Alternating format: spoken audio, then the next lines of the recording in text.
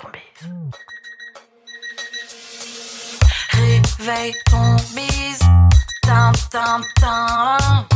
Réveille ton bise.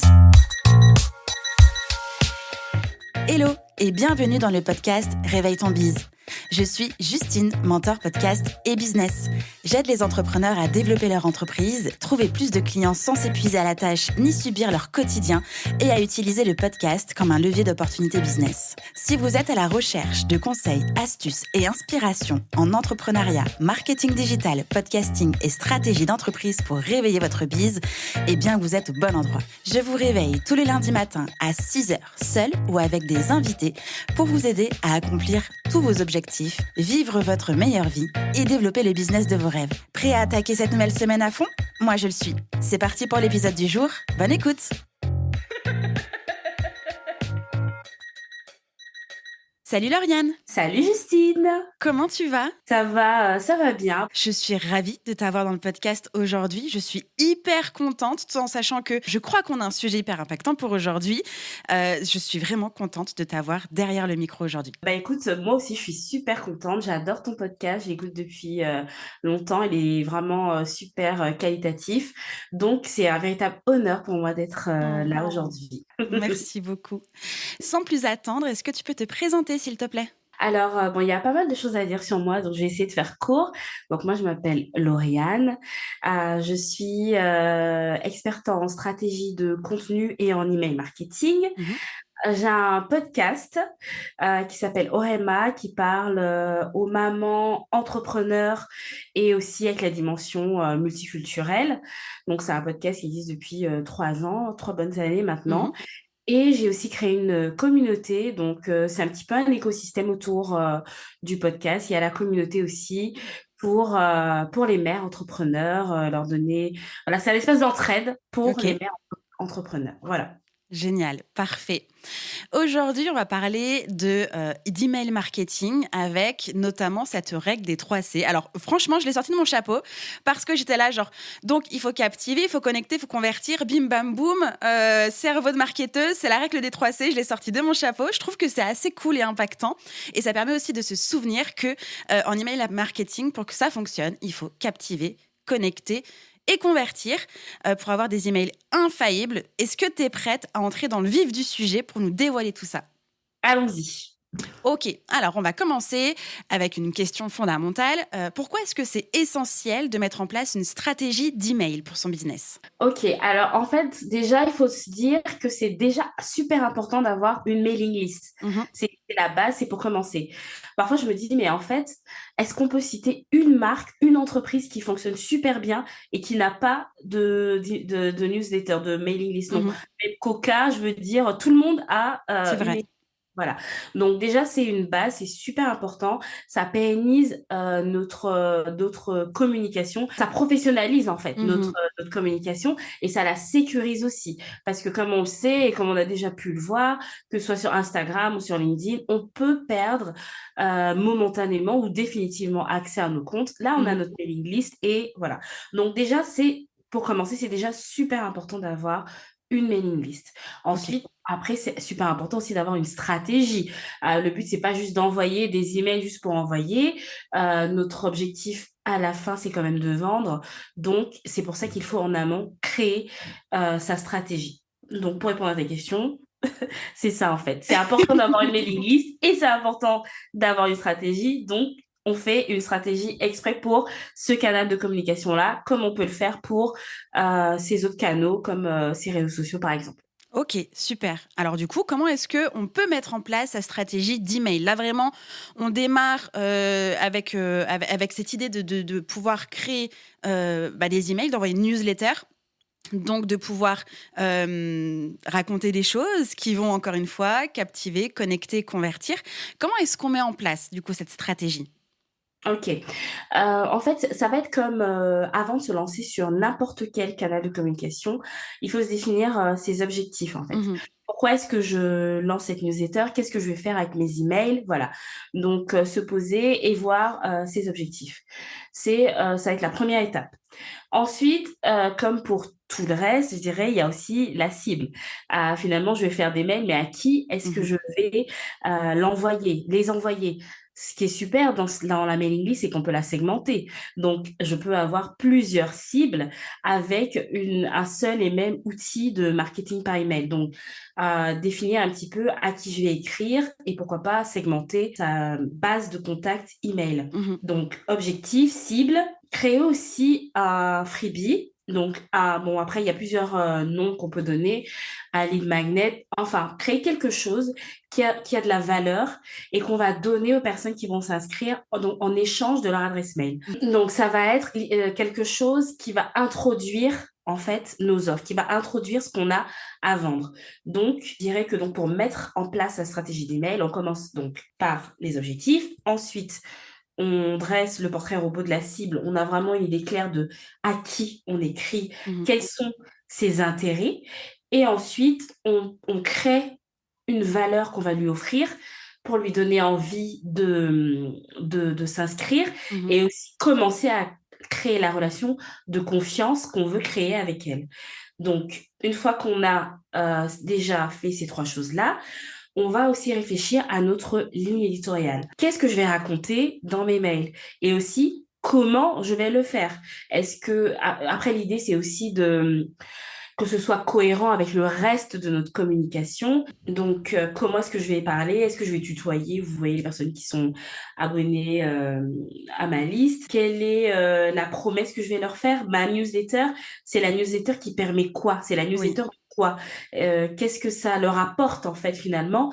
On se dit, quelqu'un qui ne nous connaît pas, pourquoi est-ce que cette personne viendrait s'inscrire à notre newsletter? Mhm. Donc, l'idée, c'est de définir tout ça. Et ensuite, bien sûr, de passer au calendrier éditorial. Mhm. Donc, ça va être, oui, j'ai défini comment je parle, quand est-ce que je parle de ces choses-là. Donc, garder avec soi toujours son calendrier commercial, bien sûr. Là, je ne sais pas trop quand l'épisode va être mis en ligne, mais ça va être le Black Friday. Mhm. Après, il va y avoir Noël, les soldes, l'Épiphanie, la Saint-Valentin, que sais-je, voilà.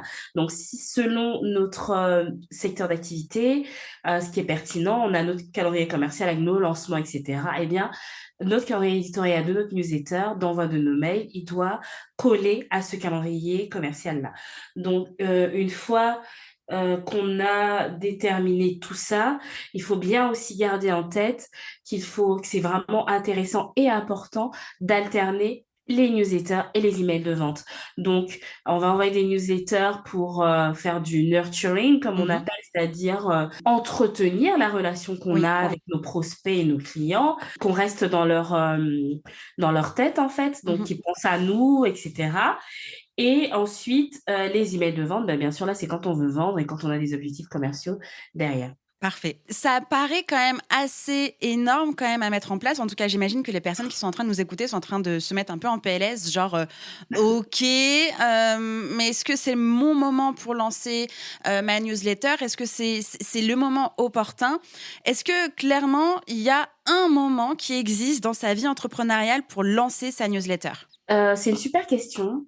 Et Merci. moi, je dirais que je dirais, en fait, je prendrais les choses à l'envers. Je dirais qu'il y a que un moment où c'est trop tard, où il ne faut pas lancer sa newsletter. OK. C'est le jour où on a quelque chose à vendre, en Ouais. fait. Genre là, voilà, je veux dire, si tu lances ta newsletter le 24 décembre ou le 25 décembre, voilà, si tu veux vendre pour Noël, c'est pas la peine. Oui. C'est le pire moment. Quant au meilleur moment, pour moi, je dirais, c'est vraiment en amont. Et je dirais même, c'est quand on n'a pas encore quelque chose à vendre. Donc, on crée déjà comme une liste d'attente, en fait, Mhm. ou carrément une liste d'attente. Et on commence déjà à créer du lien avec les personnes qui sont inscrites, à les teaser, à les réchauffer. Comme ça, quand on a quelque chose à vendre, eh bien, ce sont des personnes qui sont déjà prêtes, qui ont peut-être déjà suivi le processus, les coulisses, etc. et qui sont plus à même de passer à l'action que des personnes froides qui ne nous connaissent pas et un beau jour on débarque comme ça, salut, j'ai quelque chose à te vendre, bah Mhm. non, c'est ça. Totalement, parfait. Je sais pas pour toi, mais moi, la newsletter, c'est quelque chose que j'ai procrastiné pendant très longtemps. Au même titre que beaucoup de personnes procrastinent de lancer leur podcast, moi, j'ai tourné aussi autour du pot assez longtemps pour lancer ma newsletter. Et pourtant, à ce moment-là, je disais beaucoup aux entrepreneurs que j'accompagnais, mais oui, lance ta mailing list, ça va sécuriser, c'est hyper important, nanana. Et moi, je ne n'appliquais pas mon propre conseil, le cordonnier le plus mal chaussé, comme d'hab. Euh, c'est assez fou quand même toute la montagne qu'on peut se faire en se disant par quoi je commence, comment est-ce que je pose ma stratégie, est-ce que c'est le bon moment, qu'est-ce que je vais raconter, etc.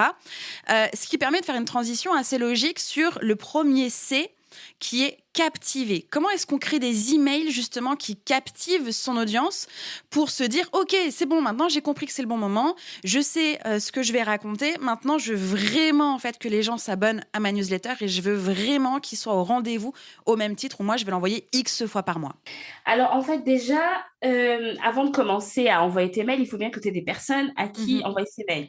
Donc, comme je disais juste avant, le freebie ou le lead magnet, en fait, il faut vraiment arriver à créer le parfait lead magnet. Ensuite, il ne faut pas, si on a des capacités, des compétences en rédaction, Mhm. il ne faut pas hésiter à s'en servir. Donc, pour créer des emails captivants, là, je parle de storytelling, par exemple, et pour raconter des histoires. Ok. Ça, c'est quelque chose qui intéresse beaucoup dans les emails. Et utiliser donc ces techniques-là de storytelling, de copywriting, si on a aussi ces compétences-là, pour captiver l'attention des personnes qui nous lisent. Là aussi, on peut avoir tendance à penser que oh là là, mon mail il est trop court, Mhm. est-ce que ça vaut vraiment l'intérêt de l'envoyer, etc. Mais là aussi, c'est plus intéressant la valeur, le contenu que la longueur. Donc, il y a certaines personnes qui auront justement la flemme de nous lire si notre email est trop long. Mhm. Donc, voilà. Pour captiver les personnes, vraiment parler des sujets qui les intéressent, essayer d'y mettre la forme en racontant des histoires et surtout rester authentique parce que Mhm. c'est aussi ce qu'on vient chercher dans un canal plus privilégié comme les mails, quoi. Tout à fait. Du coup, on arrive sur le C de connecter. Comment est-ce qu'on peut justement établir une connexion authentique avec son audience au travers des emails? J'adore quand je reçois des newsletters qui commencent par mon prénom. Mhm. On me parle directement. Et c'est-à-dire que parfois, j'ai beau savoir que qu'on est plusieurs dizaines, centaines, Mhm. milliers de personnes à recevoir l'email, je le prends quand même pour moi. Donc, je trouve ça encore dommage que parfois quand je m'inscris à des newsletters sur des sites e-commerce, il n'y ait pas cette personnalisation-là. C'est Mhm. dommage. Donc, commencer déjà, je pense, par mettre le prénom. C'est déjà la base. Et ça fait toujours son petit effet, même si Mhm. on connaît déjà le truc. Donc, pour connecter, on commence par ça. Ensuite, je dirais aussi d'être régulier pour Oui. créer un véritable rendez-vous. Mhm. On peut se dire aussi pareil, oh là là, quelle pression, je vais devoir écrire toutes les semaines, je ne sais pas quoi dire, etc. Mais la réalité, c'est que être régulier, c'est pas écrire tous les jours, c'est pas écrire toutes les semaines. Un email mensuel, c'est déjà être régulier si on ne saute jamais un mois. Donc, Mhm. être régulier, créer ce rendez-vous que nos lecteurs, en fait, nos abonnés attendent. Donc, tout ça, ça aide à créer du lien, en fait, avec les personnes qui nous lisent. Il y a aussi la tonalité qu'on va employer. Si on reste très distant, vous voyant, après, ça dépend si c'est du B2B, si on vend, voilà, ça dépend de notre secteur d'activité. Mais si on veut pouvoir créer quelque chose, une relation avec les personnes qui nous lisent, c'est bien d'adopter une tonalité plus chaleureuse, un peu plus informelle pour que, voilà, on est entre nous et vous pouvez me faire confiance et Mhm. puis plus tard acheter mes produits ou faire appel à mes services. Je dirais aussi que certains contenus favorisent la connexion, comme par exemple quand on partage des anecdotes personnelles, des Mhm. choses qui nous sont arrivées à nous. Ça aussi, ça favorise la connexion. Aussi de rester, donc on parlait d'authenticité, mais je dirais aussi de l'éthique, Mhm. parce que on connaît un petit peu parfois des personnes qui peuvent utiliser des techniques de marketing un peu douteuses, etc. Si on veut créer un lien authentique avec nos abonnés, on n'utilise pas ces techniques-là. On reste dans une communication qui est éthique et qui nous ressemble. Et je dirais aussi on demande pas mal, on incite en fait les lecteurs à nous faire des retours, à nous répondre, à ce qu'on voilà, qu'il y ait des échanges entre nous, voilà. Donc pour créer ce lien-là, dire bah, répondez, n'hésitez pas à répondre. Oui. On a tellement été habitués aux grosses bases d'emails comme celle de Sergent-Major ou que sais-je, j'y pense parce que Oui. j'ai des enfants, mais où l'adresse c'est no reply, ne Oui. pas répondre. Mm. On a été conditionné à ça. Donc les gens sont beaucoup dans la consommation des newsletters, mais surtout quand on est solopreneur, eh bien justement ne pas hésiter à dire mais répondez, c'est Oui. moi qui suis derrière, ou même si c'est pas nous, même si c'est quelqu'un qui est chargé de la rédaction, mais voilà, c'est toujours une petite équipe, il y aura toujours une Oui. personne pour répondre. Donc ne pas hésiter aussi à inciter les gens à répondre pour qu'il y ait une correspondance en Mhm. fait qui se crée entre eux et nous. Et le petit bonus, je dirais aussi, c'est de garder de l'exclusivité pour les abonnés à sa newsletter. Mm. Donc, on sait que si on est sur les réseaux sociaux, sur le podcast, ça va pas forcément être les mêmes contenus qu'on va avoir dans la newsletter. Donc là, il n'y a rien de tel quand même. On se sent privilégié d'être dans la newsletter et d'avoir certaines informations, certains éléments de coulisses en exclusivité par rapport aux autres. Trop bien, merci beaucoup. J'ai quand même envie d'ajouter que, notamment pour la partie captiver, c'est aussi important de travailler l'objet de son email. Ne pas hésiter justement à raccourcir un peu son objet, à ce que ce soit des phrases courtes, pas trop de mots, des choses assez impactantes. Et du coup, pour connecter, ne pas hésiter non plus à mettre le prénom de la personne dans l'objet d'email, par exemple. Hyper bon conseil d'inciter à répondre à l'email parce que du coup, un email, on a l'habitude, ça va dans les deux sens. Donc vraiment, n'hésitez pas à éduquer votre audience, à apprendre l'habitude de pouvoir vous répondre, de pouvoir réagir à ce que vous envoyez, à vous poser des questions en direct, même si besoin. Et puis voilà, j'ai envie de passer au troisième C, qui est convertir. Comment justement, après avoir captivé, connecté avec son audience, on peut l'inciter à passer à l'action, donc à l'action répondre ou à l'action répondre à ce formulaire-là, prendre un rendez-vous, mais aussi surtout passer à l'achat après avoir lu un mail. Comment est-ce qu'on peut faire ça ? Ce qui est super important à faire et que beaucoup négligent, je sais que j'ai moi-même négligé ça pas mal au début avec ma mailing list, c'est la segmentation en fait. On a tendance à envoyer des mails à tout le monde et après on s'étonne de pas forcément avoir les retours qu'on veut, mais c'est vraiment pertinent de segmenter son audience selon différents critères et notamment leurs intérêts et aussi leur comportement. Si la personne a déjà cliqué sur le lien vers la page de vente une ou deux fois, elle a beaucoup plus de chances d'être convertie qu'une personne qui n'a jamais cliquer sur ce lien-là. Ok. Donc, en fait, ça nous permet aussi d'économiser nos efforts finalement, de prévoir dans notre logiciel d'email marketing une séquence qui sera adressée spécifiquement aux personnes qui ont déjà fait tel ou tel geste, Action, clic. voilà, tel clic, voilà. Ça, c'est super important parce que finalement, la personne qui n'aura même pas cliqué sur le lien vers la page de vente, si ça se trouve, n'est absolument pas intéressée ni prête pour ce qu'on a à vendre. Et lui envoyer 10 000 mails, ça fera que l'agacer, ça ne nous apportera rien. La personne va se désabonner alors qu'elle aurait pu passer à l'achat 3-6 mois plus tard. Donc vraiment, pour convertir, moi je dirais qu'il faut commencer vraiment par segmenter son audience. Ensuite, vraiment utiliser le copywriting. Là aussi, dans les appels à l'action, vraiment faire j'ai appris ce terme récemment, c'est le micro-copy, le copywriting qu'on applique aux petits mots sur les boutons, etc. Essayer de varier un petit peu, pas forcément juste, voilà. essayer de sortir des appels à l'action un peu originaux, assez engageants, voire ludiques, Mhm. pour donner envie de cliquer. Ok.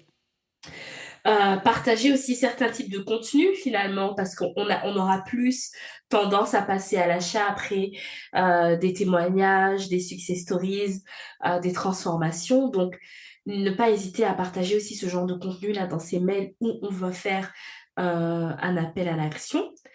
Et le finish, en fait, le final, c'est quand même la page de vente. Mm. Parce que ton email peut être aussi magnifique que possible, ton appel à l'action génial, la personne arrive sur la page de vente. Si elle n'est pas irrésistible, ainsi que l'offre, malheureusement, ça va être des efforts Oui. perdus. Donc, vraiment apporter aussi beaucoup d'importance à la page de vente, quoi. Oui. Aussi, petite astuce que j'ai appris, parce que de toute façon, c'est toujours du test and learn. Euh, les liens sur lesquels on veut que notre audience clique, ne faites pas. Alors, je ne sais pas si c'est une erreur, mais en tout cas, ce côté un peu perfectionniste que il faut que le lien soit de la même couleur que sa charte graphique. Non, les gens ont l'habitude de cliquer sur des liens URL bleus. Donc, laissons ces liens URL en bleu. Moi, j'avais tendance à les mettre en rouge. Alors, non seulement d'un point de vue psychologique, le rouge, c'est pas non plus très friendly. Et parce que moi, j'aime le rouge, constamment, ça se voit un peu de partout. Et en fait, j'ai testé que mes liens étaient beaucoup plus ouverts. Et pourtant, même phrase, même mot, vraiment rien changé. Mes liens étaient plus ouverts quand, du coup, le texte était en bleu. L'URL était en bleu. Donc, franchement, il y a des petites choses comme ça. Encore une fois, test and learn, mais c'est le petit conseil que moi, je peux vous offrir aujourd'hui. Super, je j'avais jamais pensé, mais tu sais quoi, je vais tester aussi. Ouais, franchement, à voir, mais ça a été assez flagrant quand même, hein. En parlant de test and learn, est-ce que tu as observé des erreurs courantes que l'on fait, que l'on peut faire avec ces emails? Bah déjà, la personnalisation, quand soit c'est pas fait ou alors c'est mal fait, la personne va s'être trompée de champ et avoir mis par exemple nom de famille à la Hmm. place de prénom. Aussi, ne pas segmenter clairement, donc on se retrouve noyé dans des séquences de vente et on est agacé Hmm. alors que on aime bien cette entreprise-là ou cet entrepreneur-là, on aime bien ses produits, peut-être pas ce produit-là Mhm. d'ailleurs, mais lors de son lancement, on va recevoir tous ces mails et on va être écœuré de la personne. Oui, Voilà, donc je dirais mauvaise personnalisation ou pas de personnalisation, mauvaise segmentation ou pas de segmentation. ok. Disparaître aussi pendant Hmm. longtemps et revenir Pour comme si vendre. de rien n'était. Voilà, pour vendre, exactement. Revenir que quand on a quelque chose à vendre. Ça, les gens se sentent un peu utilisés. Ouais. Donc, c'est pas top pour le lien justement de confiance qu'on cherche à créer avec les gens. Et allez, on peut rajouter le fait de ne pas lancer de newsletter. Voilà. Ça, c'est Ça, le c'est une erreur. pire.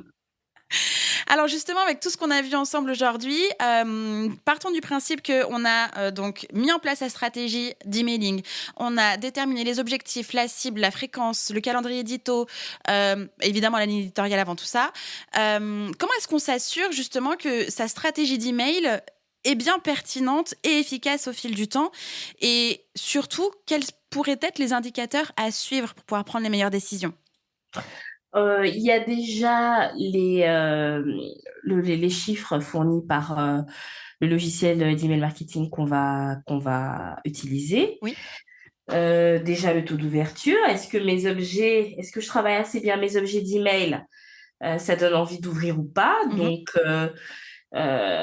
déjà, on n'aura jamais, enfin, jamais, non, un taux d'ouverture de 100% parce que entre les personnes qui ont mis une fausse adresse, Oui. voilà, il y a pas mal de facteurs à prendre en compte, donc on n'aura jamais 100% de taux d'ouverture.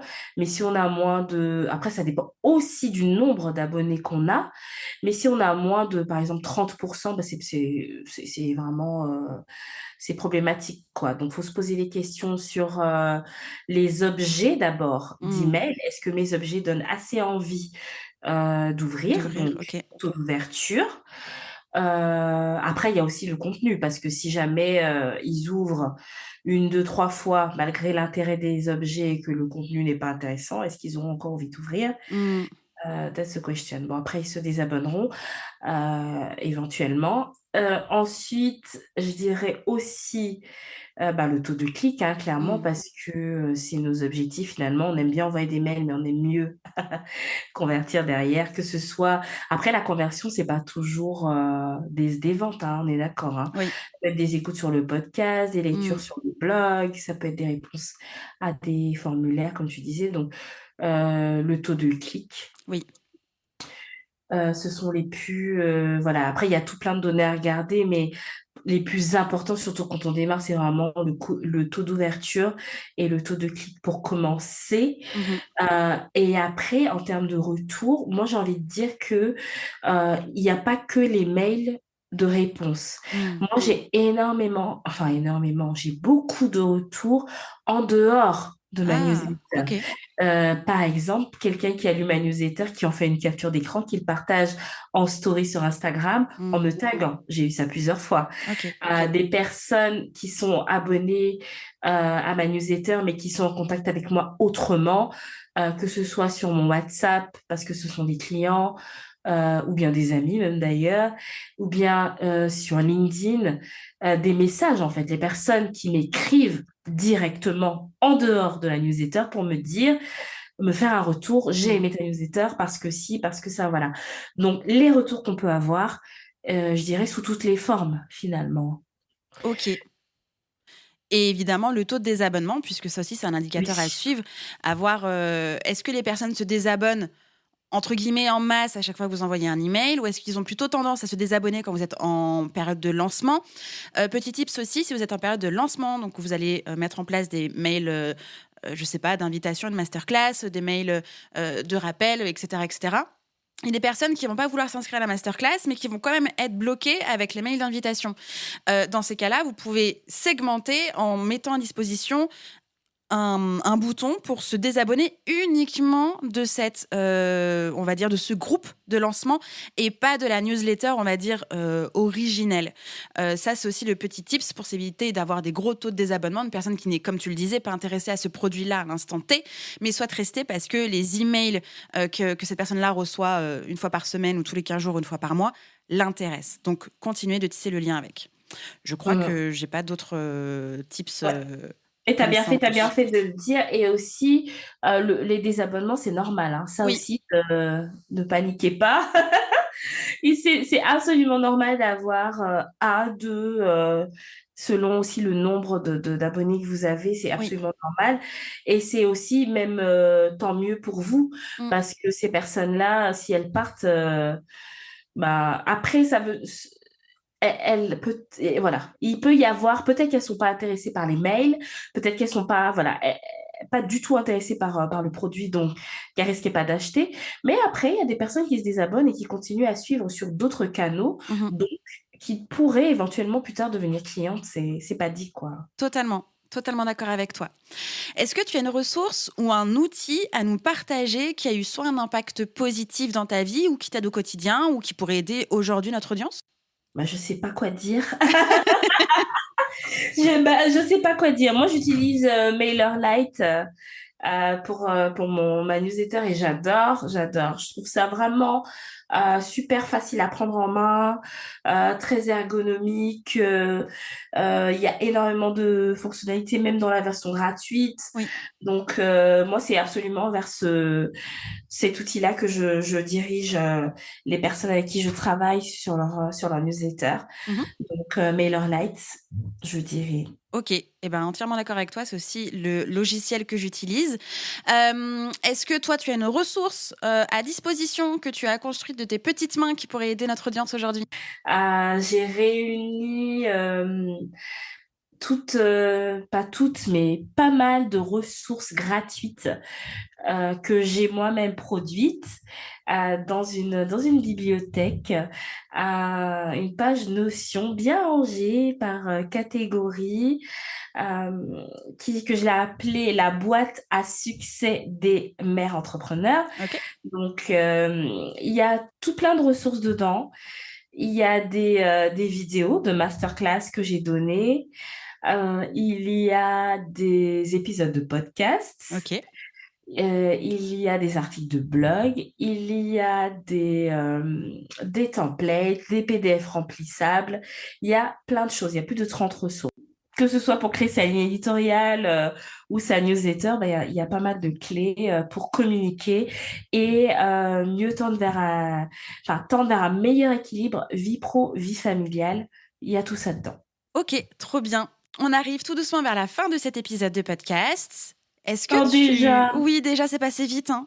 Comme tu es une auditrice visiblement assidue, et ça me touche beaucoup, est-ce que tu aurais envie d'entendre une personne dans le podcast précisément ? Je pense à 2 personnes. Ok, allons-y, soyons fous, c'est le bonus. J'aimerais entendre Lindsay Bimoila. Elle est géniale, elle fait plein de choses. En fait, elle a un média sur les unions multiculturelles. Ok. Et multiconfessionnelle, voilà. Donc, Okay. elle veut vraiment mettre la lumière sur ça. Et elle organise aussi des mariages qui sont exceptionnels. Ok. Donc, voilà, c'est la fondatrice de Zola Media. Ok. Donc, ce serait intéressant de pouvoir l'écouter ici. Ok. Et je pense aussi à Alexia, que tu connais, je pense, Alexia Ewane, de Omulema. Mais oui. Qui est experte en personal branding. Ouais. Exact. Oui, oui. Merci beaucoup pour ces 2 recommandations. Je vais m'atteler à la tâche pour inviter ces belles personnes parce que je pense qu'elles vont pouvoir apporter un max de valeur dans le podcast. Trop bien. Ouais. En parlant de podcast, comme tu l'as précisé au tout début de notre épisode, tu en as un depuis 3 ans. Moi, il y a toujours une question parce que je suis de nature très curieuse et aussi parce que j'ai envie que les personnes qui nous écoutent, qui pourraient hésiter à lancer un podcast, puissent se rendre compte que le podcast peut avoir plein de places différentes dans sa vie, dans son business, dans son projet. Donc, quelle est la place de ton podcast, toi, aujourd'hui, dans ta vie, dans ton business ? Je peux dire que c'est mon canal de communication principal. Et aussi que ça me permet à la fois de gagner en visibilité, okay. en notoriété et en crédibilité. Mmh. Et de démontrer mon expertise et de créer du lien avec les personnes qui m'écoutent. Je trouve que c'est tellement enrichissant, humainement parlant et professionnellement aussi. J'ai appris à faire tellement de choses techniques que j'aurais jamais imaginé pouvoir faire avant. Et ça m'ouvre tellement d'opportunités, même si c'est pas quelque chose qui va être rémunérateur, par exemple, immédiatement, quoi. Ce sont des opportunités, ne serait-ce que des partenariats, ne serait-ce que des invitations dans d'autres podcasts, voilà. C'est vraiment se créer des opportunités et créer aussi des occasions pour parler à des personnes avec qui on n'aurait jamais eu l'occasion de parler si on n'avait pas le podcast, quoi. Trop bien. J'adhère et j'adore ta réponse. Merci. Merci beaucoup, Lauriane, pour cet épisode de podcast, pour la full valeur que tu as apportée. Le meilleur de tes liens sera en description de cet épisode. N'hésitez pas à nous dire à quel point vous avez apprécié cet épisode et surtout, si vous n'avez pas encore lancé votre mailing list, votre newsletter, on vous attend. Dites-le nous, nous sommes très curieuses et on espère surtout vous avoir aidé à passer à l'action aujourd'hui. Lauriane, tu reviens évidemment quand tu veux nous parler de tout ce que tu as envie de nous parler qui pourrait aider nos audiences respectives. C'est un vrai plaisir de t'avoir dans mes oreilles et devant mes yeux puisque j'ai la chance de te voir. Merci beaucoup. Merci à toi, Justine. À très bientôt. À bientôt. Bye bye. J'espère que cet épisode vous a plu. N'oubliez pas de vous abonner sur votre plateforme d'écoute préférée. C'est le meilleur moyen de ne pas manquer les prochains épisodes et de ne pas louper votre réveil business. Si vous avez des idées, des suggestions ou un mot d'amour à me partager, direction Apple Podcast pour laisser un commentaire et des étoiles. Ça m'aide vraiment à rendre visible le podcast en plus de réchauffer mon cœur. Je vous retrouve au plus tard dans le prochain épisode ou tout de suite sur Instagram au nom de Réveille ton bise. Ciao, ciao!